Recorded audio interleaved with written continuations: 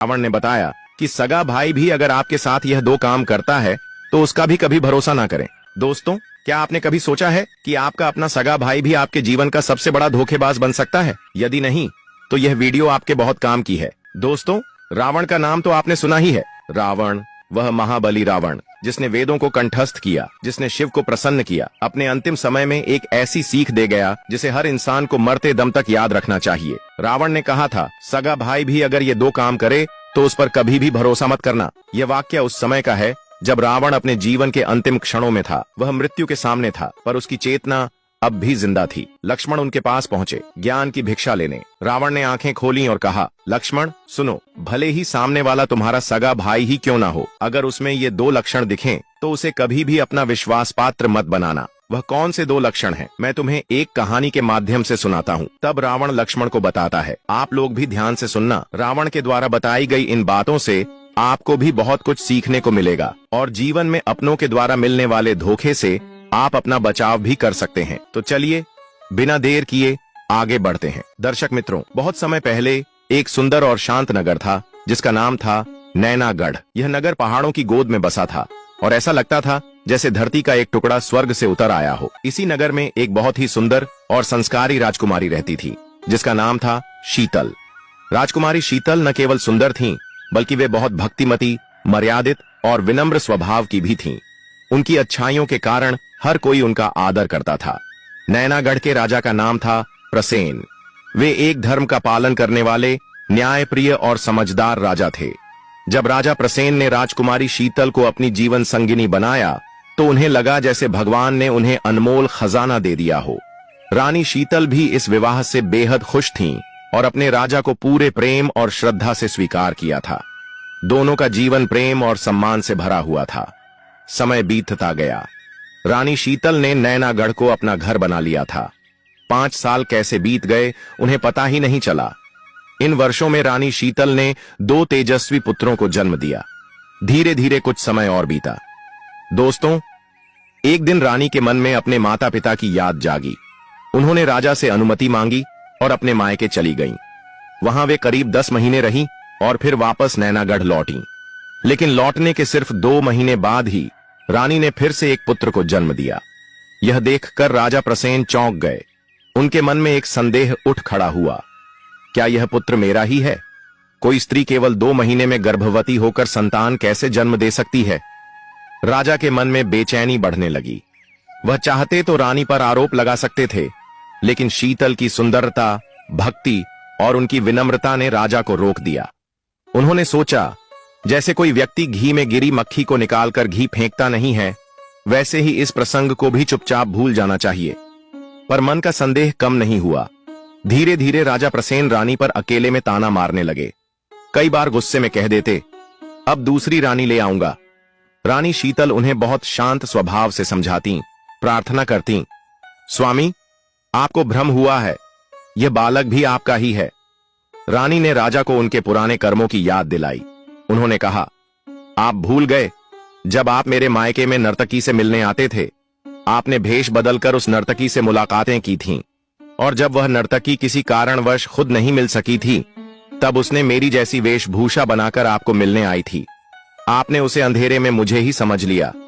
मैंने सब जानकर भी चुप्पी साध ली, आपके सम्मान की रक्षा के लिए। रानी की बातों में दर्द और सच्चाई थी, लेकिन राजा का संदेह फिर भी नहीं मिटा। वह बोले, तुम स्त्री हो, तुम्हारा दोष माफ करने योग्य नहीं। मैं तुम पर अब भरोसा नहीं कर सकता। दोस्तों, समय के साथ तीनों राजकुमार बड़े हुए। 2 बड़े पुत्र स्वस्थ और बलशाली थे, लेकिन छोटा पुत्र थोड़ा दुर्बल और कमजोर था। इसी कारण राजा उसे देखकर और भी चिढ़ने लगे थे। राजा अब रानी शीतल से बिल्कुल दूर हो गए थे। वे अपना अधिकतर समय रंगशालाओं में नर्तकियों के बीच बिताते या फिर शिकार खेलने चले जाते।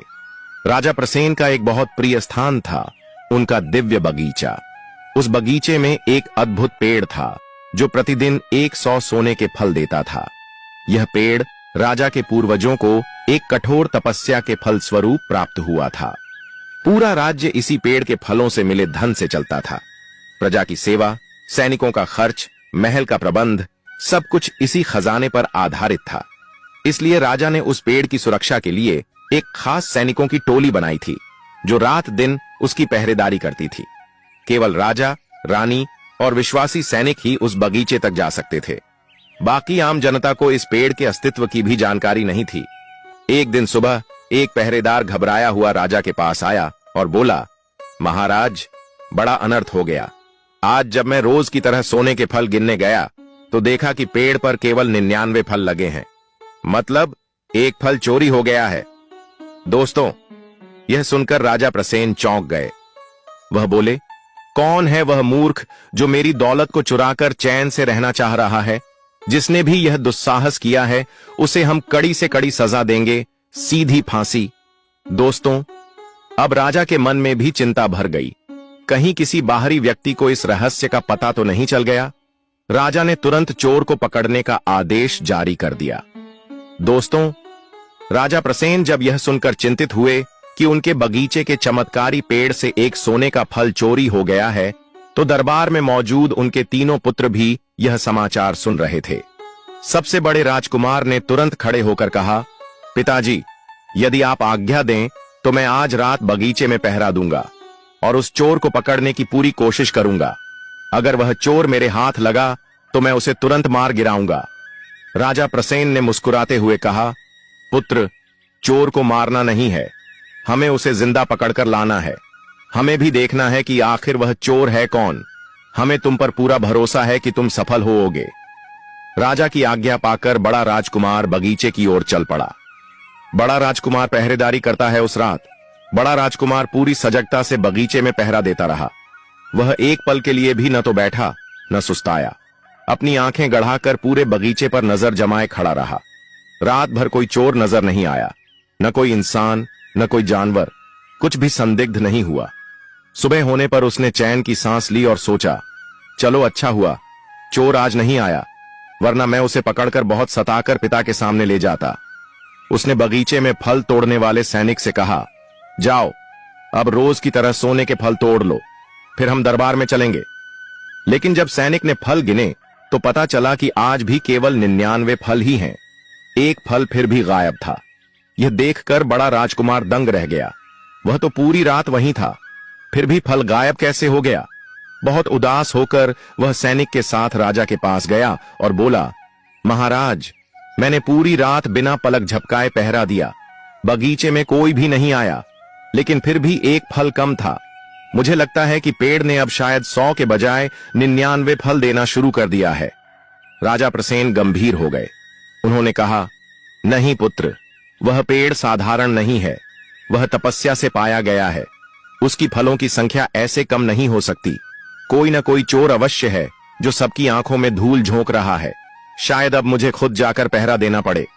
तभी राजा के मंझले बेटे ने आगे बढ़कर कहा, पिताजी, आप इतने महान राजा हैं, एक मामूली चोर के लिए अगर आप खुद पहरा देंगे तो यह आपकी शान के खिलाफ होगा।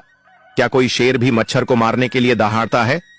यदि आज्ञा दें तो आज रात मैं पहरेदारी करूंगा और उस चोर को पकड़कर आपके सामने पेश करूंगा। राजा ने मुस्कुराते हुए कहा, बहुत अच्छा, मुझे याद नहीं था कि तुम भी इतने साहसी हो। जाओ, आज रात तुम पहरेदारी करो। मुझे पूरा विश्वास है कि तुम चोर को पकड़ लोगे। इस प्रकार मंझला राजकुमार भी पूरी रात सावधान होकर बगीचे में पहरा देता रहा। उसने चारों तरफ निगाह टिकाई, पूरी रात एक तक देखता रहा, लेकिन वह भी देख सका कि कोई चोर नहीं आया। सुबह होते ही उसने फल तोड़ने वाले को बुलाया और कहा, अब फल तोड़ लो, आज यकीनन सब फल पूरे मिलेंगे। लेकिन जब गिनती हुई तो फिर वही बात, 99 फल ही मिले। एक फल आज भी गायब था। मंझला राजकुमार भी उदास होकर राजा के पास गया और कहा, पिताजी, मैंने पूरी रात पूरी मुस्तैदी से पहरा दिया, परंतु एक फल फिर भी कम है। मुझे भी अब लगता है कि शायद पेड़ ने ही अब 99 फल देना शुरू कर दिया है। राजा सोच में पड़ गए। दोनों बेटे अलग अलग रातों में पहरा दे चुके थे। दोनों ने कहा कि कोई चोर नहीं आया, फिर भी फल कम थे। राजा मन ही मन सोचने लगे, कहीं सच में पेड़ ने फल देना कम तो नहीं कर दिया। दोस्तों, इसी बीच सबसे छोटा राजकुमार भी दरबार में आ गया। वह विनम्रता से राजा के पास आया और हाथ जोड़कर बोला, पिताजी, मुझे भी एक मौका दीजिए। मैं भी रात भर पहरा देना चाहता हूं। मुझे पूरा विश्वास है कि वह पेड़ अपनी मर्यादा नहीं भूला होगा। वह तपस्या से प्राप्त हुआ है। यदि फल कम हो रहे हैं तो जरूर कोई चोर है, शायद मैं उसे पकड़ सकूं। छोटे राजकुमार की बात सुनकर राजा का चेहरा कठोर हो गया। भीतर ही भीतर वह जल उठा। उसने ताना मारते हुए कहा, जब तुम्हारे दोनों बड़े भाई ही उस चोर को पकड़ नहीं सके तो तुम, जो खुद मरियल और दुर्बल हो, तुम क्या कर लोगे? हमें तो शर्म आ जाएगी अगर तुम्हें भेजा। जाओ, अपनी मां की गोद में खेलो। छोटा राजकुमार दुखी होकर चुपचाप अपनी मां रानी शीतल के पास चला गया। वह राजा की बातें सुनकर बहुत उदास हो गया था। जब रानी ने अपने बेटे से राजा की कही बात सुनी तो उसका हृदय दुख से भर गया। वैसे तो रानी कभी भी राजकीय मामलों में हस्तक्षेप नहीं करती थीं, पर आज वह चुप नहीं रह सकीं। वह सीधे दरबार में पहुंच गईं और दृढ़ स्वर में बोली, महाराज, आप छोटे राजकुमार को क्यों नहीं भेजते? आप धर्मात्मा राजा हैं। आपको अपने तीनों पुत्रों के साथ समान व्यवहार करना चाहिए। उनकी प्रतिभा को परखने का अवसर सभी को मिलना चाहिए। दरबार के अन्य मंत्री और दरबारी भी रानी की बात का समर्थन करने लगे। वे बोले, महाराज, रानी जी ठीक कह रही हैं। आप धर्मप्रिय हैं। आपको छोटे राजकुमार को भी अवसर देना चाहिए। अब राजा के पास कोई विकल्प नहीं बचा था। दरबार के सामने वह यह भी नहीं कह सकता था कि छोटा राजकुमार उसका सगा पुत्र नहीं है। अंततः राजा ने अपनी अनिच्छा के बावजूद छोटे राजकुमार को भी सोने के पेड़ की पहरेदारी करने की आज्ञा दे दी। मित्रों, छोटे राजकुमार ने जब राजा से पहरेदारी करने की आज्ञा पाई तो वह पूरी तैयारी और सजगता के साथ बगीचे में पहुंच गया। वह जानता था कि उसके दोनों बड़े भाई कह चुके हैं कि वहां कोई चोर नहीं आता, पर उसका मन कह रहा था कि जरूर कुछ अनदेखा हो रहा है। इसलिए वह जमीन या आसपास नहीं, बल्कि सीधे पेड़ और आकाश की ओर ध्यान लगाकर बैठा रहा। छोटे राजकुमार को शक था कि चोरी जमीन से नहीं बल्कि आसमान से हो रही है। वह सोचने लगा, कहीं कोई भूत प्रेत, कोई डाकिनी या कोई विचित्र पक्षी तो नहीं आ रहा। और फिर आधी रात के समय उसकी शंका सही साबित हो गई। अचानक उसने देखा कि आकाश मार्ग से एक सोने का चमचमाता हुआ तोता उड़ता हुआ आया। वह बहुत ही सहजता से पेड़ पर गया और बिना किसी झिझक के एक सोने का फल तोड़ लिया। तोता फल लेकर उड़ने ही वाला था कि छोटे राजकुमार ने चतुराई दिखाई। उसने तेजी से एक छोटा सा पत्थर उठाया और निशाना साधकर उसे फेंक दिया।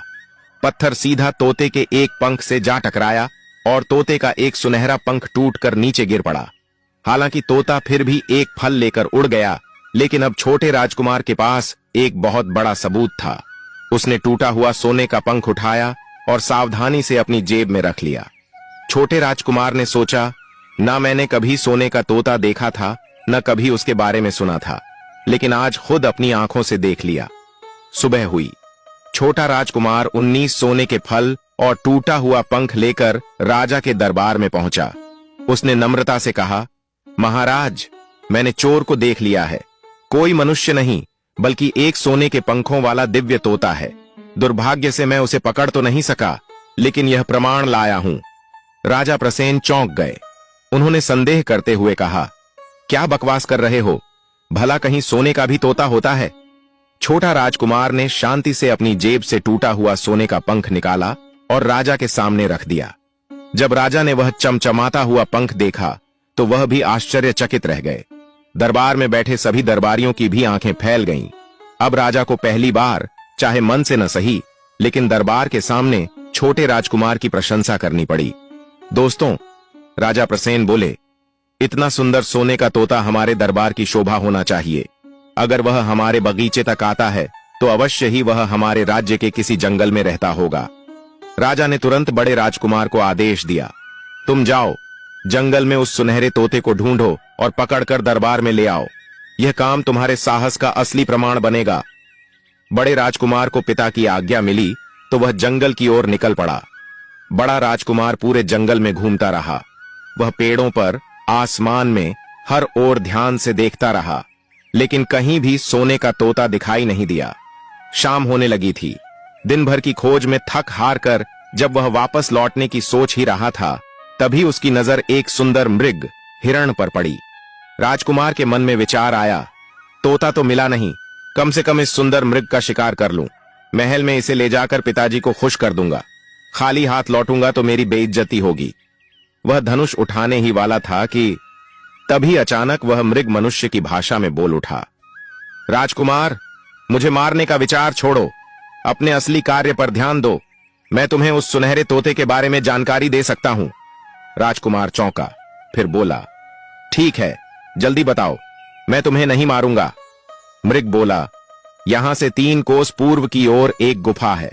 वहां जंगल के लोग नाच गाना कर रहे होंगे। वे नैनागढ़ से लाई गई सुंदरियों के साथ मनोरंजन कर रहे होंगे। वहां स्वादिष्ट भोजन, मदिरा और नृत्य का भरपूर आनंद चल रहा होगा। मृग अब भी बात पूरी भी नहीं कर पाया था कि बड़ा राजकुमार उसे बीच में ही टोक कर बोला, बस बस, अब मुझे कुछ और बताने की जरूरत नहीं, मैं सब समझ गया।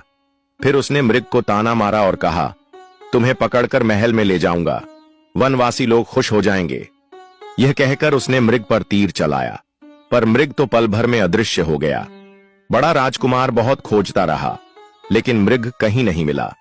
जो लोग खुद को ज्यादा चतुर समझते हैं, वे दूसरों की बात पूरी नहीं सुनते और अक्सर खुद ही फंस जाते हैं। राजकुमार भी अब खाली हाथ गुफा की ओर बढ़ चला। गुफा में पहुंचते ही राजकुमार ने देखा कि वहां तो सचमुच एक अलग ही दुनिया थी। चारों तरफ मदिरा, स्वादिष्ट भोजन, सुंदरियों का नृत्य, संगीत, सब कुछ बेहद आकर्षक था। कोई किसी को रोकने वाला नहीं था। राजकुमार भी खुद को रोक न सका। वह भी उन रंगरलियों में शामिल हो गया। सुंदर स्त्रियां उसके हाथों में भोजन परोसने लगीं, अपने हाथों से